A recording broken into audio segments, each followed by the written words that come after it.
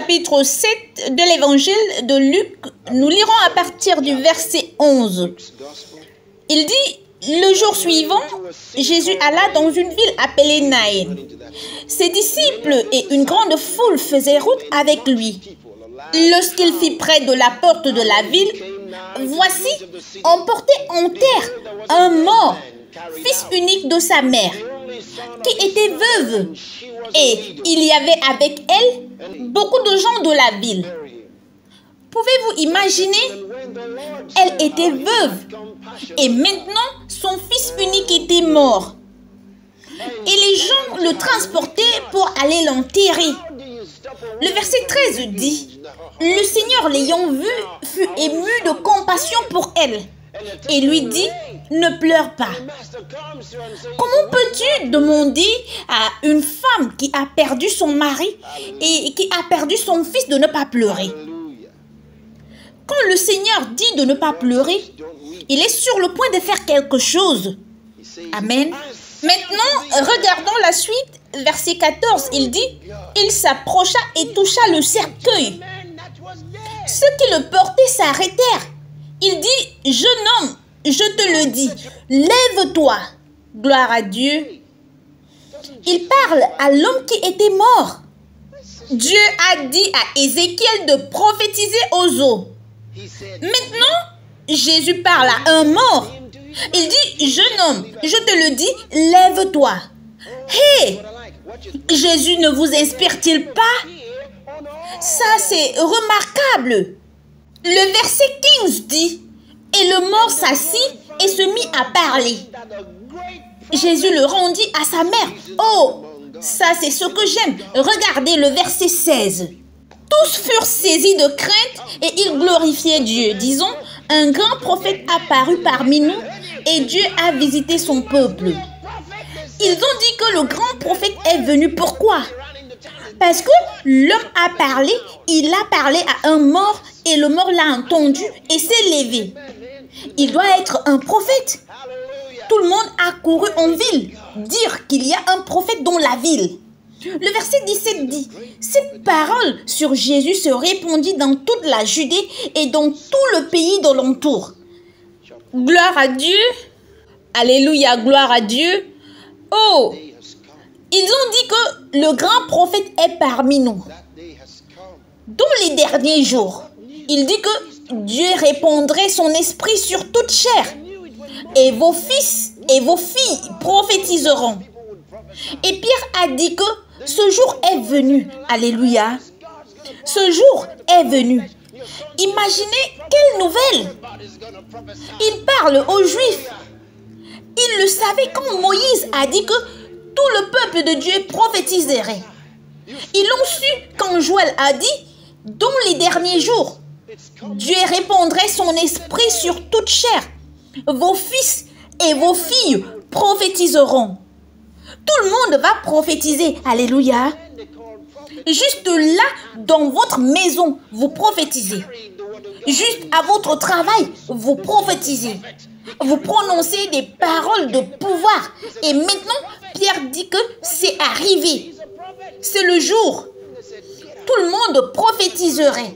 Vous voyez, à cette époque, l'homme qu'ils appelaient prophète était l'homme qui avait la parole de Dieu. Et qui la portait et qui la prononçait. Il disait, c'est un prophète. Il a porté la parole de Dieu et la parole s'est accomplie. Alléluia. Le prophète Jésus. Tu vas apprendre à prophétiser à ta voiture. Tu vas apprendre à prophétiser, alléluia, à ton corps. Tu prophétises à ton futur. Alléluia. Gloire à Dieu. Au dernier jour, dit Dieu, je répandrai de mon esprit sur toute chair. Et vos fils et vos filles prophétiseront. Ils prophétiseront. Ils prononceront des paroles de puissance. Ton futur est entre tes mains. Sache-le maintenant. Tu es responsable. Entièrement responsable de ton avenir. Personne d'autre n'en est responsable. Tu es. Souvent, Les gens ne savent pas qu'ils prophétisent lorsqu'ils parlent. Lorsque vous prononcez une parole de puissance, c'est ça la prophétie. Alléluia. Ils ont dit qu'un grand prophète est arrivé parce qu'il a parlé à un mort et il s'est levé. Moïse a parlé au rocher. Il y a quelque chose dans ta bouche. Alléluia. Il y a quelque chose dans ta bouche. Alléluia. Il y a quelque chose dans ta bouche. Oh, gloire. Il y a quelque chose dans ta bouche. Le pouvoir y est. Dites-le. Il y a quelque chose dans ta bouche. Il y a du pouvoir en toi. Le pouvoir dans ta langue. Vous voyez? La Bible dit que la mort et la vie sont au pouvoir de la langue. Et ce n'est pas une erreur. Ce n'est pas une erreur. Ce n'est pas une erreur. Ce n'est pas une erreur. Jésus a dit que vous aurez ce que vous dites. Personne ne m'a jamais aimé. Personne ne m'a jamais aidé. Je sais que personne ne m'aime. Eh bien, c'est ce que tu auras. Personne ne va t'aimer. Tu es en train de dire que je crois que personne ne m'a jamais aimé et que personne ne va jamais m'aimer. Tu sais quoi? C'est toi, c'est ta prophétie. Il dit, dans les derniers jours, je vais vous faire prophétiser. Pensez-y. Nous sommes un royaume de prêtres. Comprenez l'Ancien Testament. Vous voyez, le roi, le prêtre et les prophètes, c'est là où il y avait l'onction. Dans le Nouveau Testament, c'est la même chose. Il a fait de nous des rois et des sacrificateurs pour Dieu son Père. Ça, c'est Apocalypse chapitre 1, versets 1 et 6. Maintenant, nous comprenons que nous avons été remplis de l'Esprit Saint de Dieu pour prophétiser. Dans ce contexte, il a fait de nous des prophètes. Nos paroles s'accomplissent. Nos paroles fonctionnent. La Bible dit, où la parole d'un roi est, il y a de la puissance. Qu'est-ce que tu vas faire de ta vie? Qu'est-ce que tu vas faire de ta vie? Vous voyez? Quand j'ai découvert ce genre de choses, j'ai découvert ceci il y a longtemps. J'ai dit, waouh! Je me suis regardée dans un miroir. J'ai dit, tu n'échouerais jamais. Alléluia. Jamais. Et depuis lors, je suis sur mon chemin en train de viser vers le haut, encore et encore. J'ai découvert que tout est ici dans la bouche. Eh bien, quelqu'un dira que ces chrétiens d'aujourd'hui, ils essayent d'être Dieu. Nous n'essayons pas d'être Dieu. Nous sommes des dieux. Et alors, il dit, ah, ils l'ont finalement dit. Alléluia. L'Évangile selon Saint Jean, chapitre 10. Nous lirons à partir du verset 34. Il dit, Jésus leur répondit, n'est-il pas écrit dans votre loi, j'ai dit, vous êtes des dieux? Si elle a appelé Dieu ceux à qui la parole de Dieu a été adressée, et si l'écriture ne peut être anéantie, entendez-vous cela? Il dit au verset 36, celui que le Père a sanctifié et a envoyé dans le monde, vous lui dites tu blasphèmes. Et cela parce que j'ai dit je suis le Fils de Dieu. Il dit si Dieu les appelle des dieux. Ouvrons le livre des psaumes, psaume 82. C'est court, nous pouvons le lire entièrement afin d'avoir un bon contexte. Il dit, Dieu se tient dans l'assemblée de Dieu. Il juge au milieu des dieux. Jusqu'à quand jugerez-vous avec iniquité et aurez-vous égard à la personne des méchants? Pause. Rendez justice aux faibles et à l'orphelin. Faites droit aux malheureux et aux pauvres. Sauvez le misérable et l'indigent. Délivrez-les de la main des méchants. Ils n'ont ni savoir, ni intelligence. Ils marchent dans les ténèbres. Oh! Oh! Oh! Ils n'ont ni savoir, ni intelligence. Et alors quoi? Ils marchent dans les ténèbres. Tous les fondements de la terre sont ébranlés. Comprenez-vous ce qui se passe ici? Les fondements de la terre sont ébranlés. Tout est instable. Les choses ne fonctionnent pas correctement. J'avais dit, vous êtes des dieux. Verset 6, vous êtes tous des fils du Très-Haut. Cependant, vous mourrez comme des hommes. Pourquoi? Parce qu'ils ne savent pas et ne comprennent pas. Vous tomberez comme un prince quelconque. Et l'homme s'écria, lève-toi, ô Dieu, juge la terre, car toutes les nations t'appartiennent. Avez-vous vu cela? C'est de là que Jésus l'a cité. Ils n'ont ni savoir, ni intelligence. Ils marchent dans les ténèbres, dans la maladie, dans la pauvreté, dans la dépression, dans le malheur. Pourquoi? Parce qu'ils continuent à regarder autour des circonstances de leur vie, ressentent les douleurs. Tout ce qu'ils voient, ils parlent selon ce qu'ils voient physiquement. Ils marchent selon leur perception sensorielle. Il dit, ils n'ont ni savoir, ni intelligence. Ils marchent dans les ténèbres. Alléluia. Alors quoi? Tous les fondements de la terre sont ébranlés. Les choses ne fonctionnent pas correctement. Il a posé les fondements et a dit c'est de cette façon.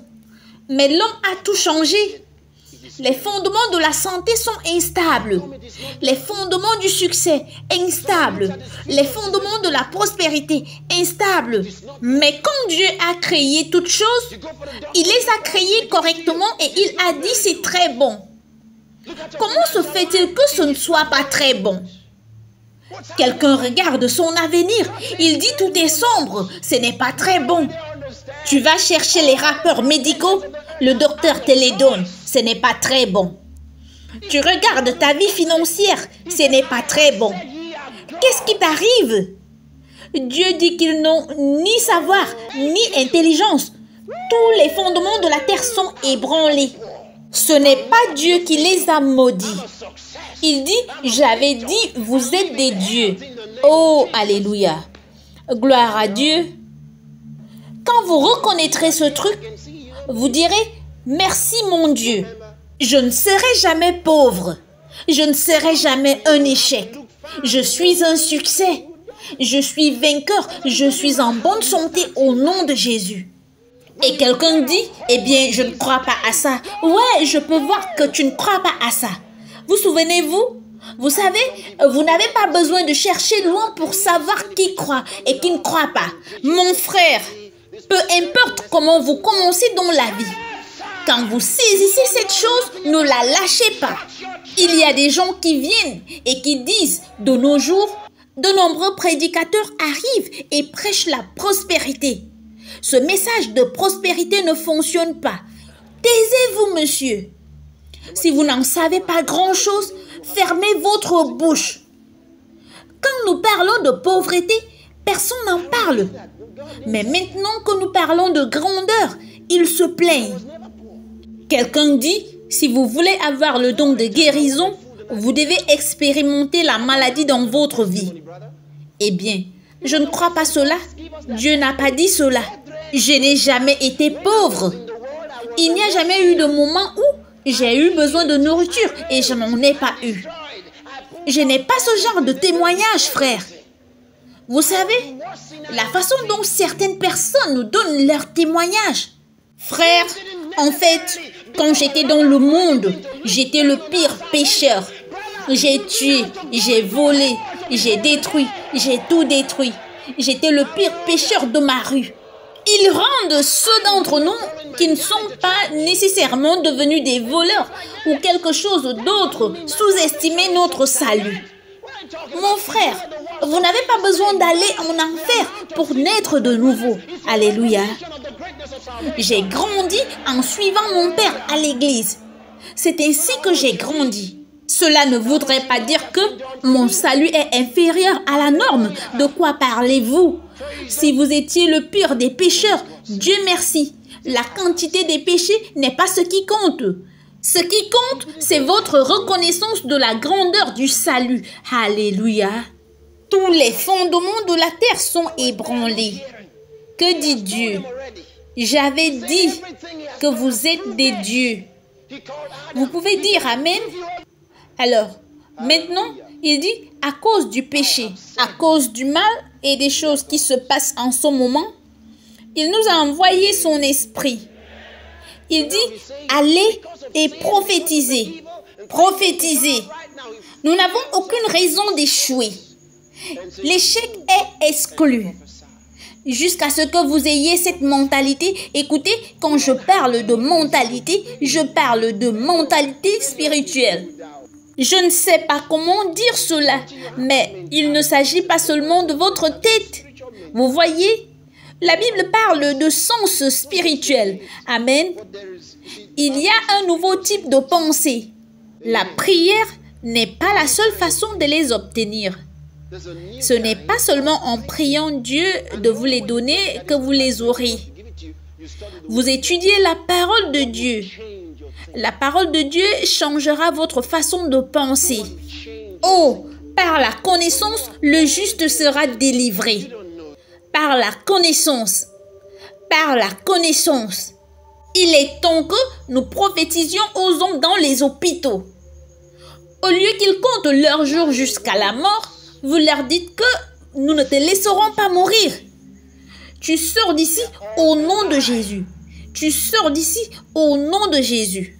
Je ne veux pas dire ceci de manière critique. J'ai entendu un prédicateur dire très récemment, il a dit, je suis découragé. Et cela m'a traversé l'esprit. Il a dit que je me décourage parfois. Jésus a été découragé. J'ai dit non, non, il n'a pas. Il a voulu citer l'écriture. J'ai dit non, Jésus ne s'est pas découragé. Dans Matthieu chapitre 26, verset 38, il leur dit, mon âme est saisie de tristesse jusqu'à la mort. Ça, ce n'est pas le découragement. La Bible dit que Jésus a totalement obéi. S'il l'a fait, quand Dieu a dit à Josué, sois fort et très courageux, ce mot représentait Jésus. Personne ne pourrait être plus courageux que Jésus. Ensuite, il a dit, je ne suis qu'un être humain. Ne dites pas, je suis un être humain. Il l'a repris, je suis un être humain et j'ai dit, pas étonnant. Il ne l'a pas encore compris. Donc il dit, je suis un être humain. Les êtres humains se découragent. Les êtres humains ont peur. Les êtres humains abandonnent. Les êtres humains sont consternés. Ne regarde pas en arrière, regarde en avant. Alléluia. Tu es né humain. La vie avec laquelle tu es venu de ta mère a cessé d'être. Écoute, le christianisme est une chose réelle. C'est réel. Vous m'entendez? Le christianisme est réel. Ce n'est pas quelque chose que nous portons. Non. Nous ne faisons pas semblant. Ce n'est pas un mensonge ou quelque chose que nous essayons de spiritualiser. Quand vous êtes né de nouveau, cela a réellement affecté votre vie. Louez le Seigneur. La parole de Dieu est effectivement entrée dans ton esprit et t'a donné la lumière et la vie et a fait de toi un véritable enfant de Dieu. Donc, quand on dit qu'on est né de nouveau, nous ne parlons pas de changer d'avis ou de changer notre style de vie ou notre façon de faire des choses. Il y a une chanson qui dit « Les choses que j'avais l'habitude de faire, je ne les fais plus maintenant. » Non, ça n'a rien à voir. Ce n'est pas telles les choses que je faisais, je ne les fais plus. La vérité, c'est que ce n'est pas toi qui les faisais. L'homme qui les faisait est mort. Mais c'est ce que dit la Bible. Quelqu'un dit, c'est figuratif. Notre salut est un vrai salut. Ce n'est pas figuratif. Pouvez-vous dire Amen?